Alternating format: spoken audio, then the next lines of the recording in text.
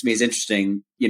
We haven't seen and I'm blanking on when this was. Maybe it was late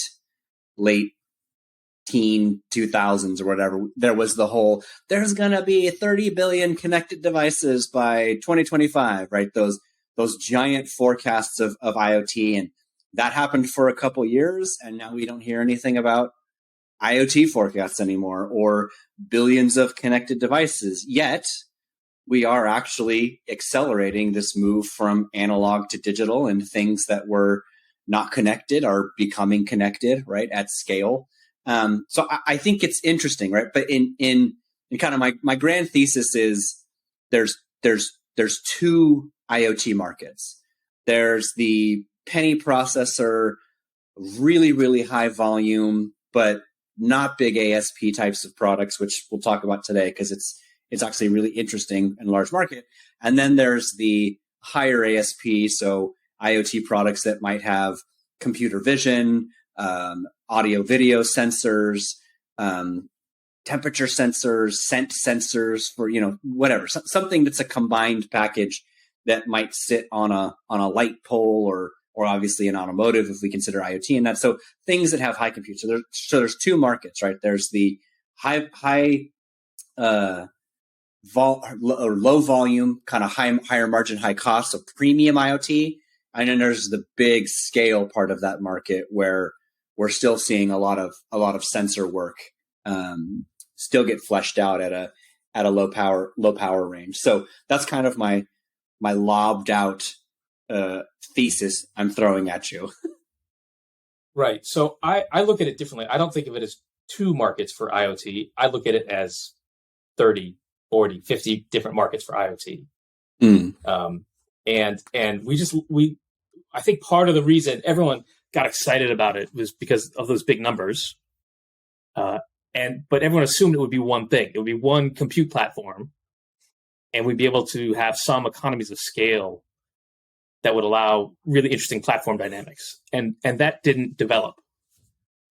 And so part of the sort of overall sort of, I think people are just kind of tired of IoT. There's a lot of IoT fatigue, right? Yes, in the industry, just because it was never that, tens of billions of market. It's lots of very fragmented niche segments where every industry and every use case is a little bit different. And so I wrote a post, 4 or 5 years ago called IoT is a Mess, just talking about this. And I think the problem isn't with the idea of connecting all these things. It's the idea of lumping them all into one big market. Right. I like your approach of sort of saying some of these things need high compute, some of them need low compute.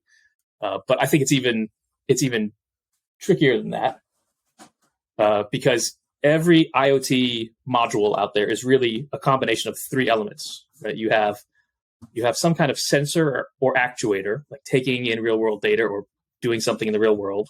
You have some kind of decision-making chip, and then you have connectivity. And within each of those categories, there's 20, I have a list of 25 different sensor types. And in terms of logic, I mean, it can be anything from a 4-bit MCU microcontroller to, a CPU. And then, connectivity, there's another, half dozen options there. So you do the combinatorics of that.